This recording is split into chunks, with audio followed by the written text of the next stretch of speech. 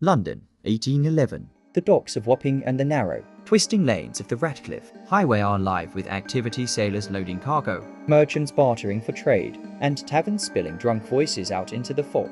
This was the beating heart of Britain's maritime world. But beneath the noise, there was a tension, an unease, something cold waiting in the shadows. And then, in December of that year, the shadows struck.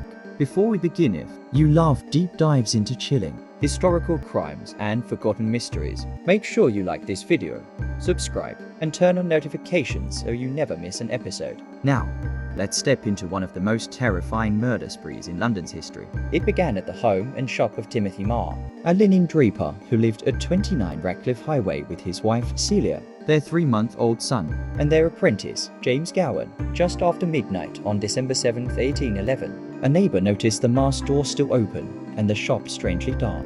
He knocked, no answer. He knocked again, still nothing, only silence. A silence too heavy to be ordinary. When he pushed the door open, what lay inside was beyond anything London had ever seen. The shop was splattered with blood. Marr lay near the counter, his skull crushed, his throat sliced so deeply it nearly severed his head. Further inside, Celia Marr was found with her head smashed, the infant brutally murdered in his cradle. The apprentice was discovered last, and he too had been violently beaten. A carpenter's mallet and a long shipwright's chisel were found nearby, tools used with horrifying force. This was not a theft gone wrong. This was rage, controlled, deliberate rage. Word of the massacre spread instantly through the docks. In a city already plagued by poverty and crime, the Ratcliffe Highway Murders ignited pure fear. People barred doors, armed themselves, and refused to walk at night. Sailors muttered that the killing felt like the work of a madman. Authorities quickly arrested a suspect, John Williamson, a sailor known to drink at the same taverns Marr visited.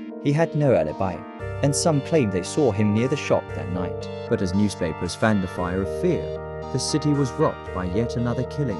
Only 12 days later, December 19th, the killer struck again. This time, the target was the Williamson family, owners of the King's Arms Tavern, just a short walk from the first murder site. When an alarm was raised by a suspicious lodger, neighbors rushed to the inn and found a scene nearly identical to the Marr's home.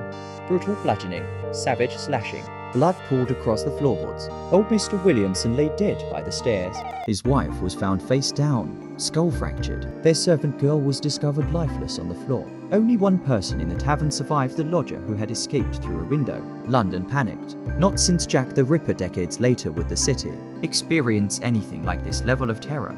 The police seized on the easiest suspect, John Williams, who had already been linked to the first crime. He was thrown into Newgate prison, interrogated brutally, and presented as the inevitable murderer. But before he could stand trial, Williams was found dead in his cell, hanged by his own waistband. Convenient, suspicious, or the confession of a guilty man? Authorities declared the case solved on the spot. Britain wanted relief, not the truth. In a grim mockery of justice, Williams' corpse was paraded through the streets of Wapping on a cart, shown to crowds as if to prove the evil had been defeated. The cart finally stopped at a crossroads, where his body was thrown into a pit and buried with a wooden stake driven through his heart, an old superstition reserved for suicides and monsters. But here's the problem.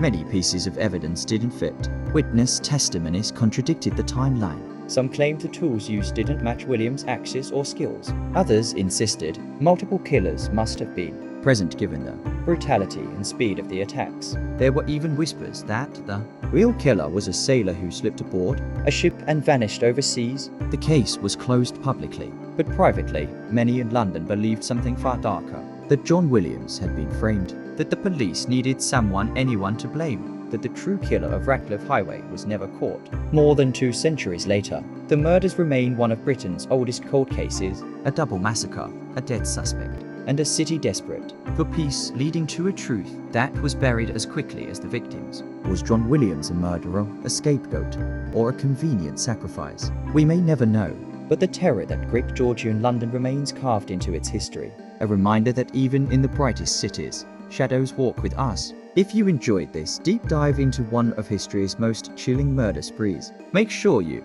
like the video, subscribe to the channel, share your theory in the comments. Do you think John Williams was guilty or framed? Thank you for watching Crimes Through Time. We'll see you in the next episode. Until then, stay curious, stay safe.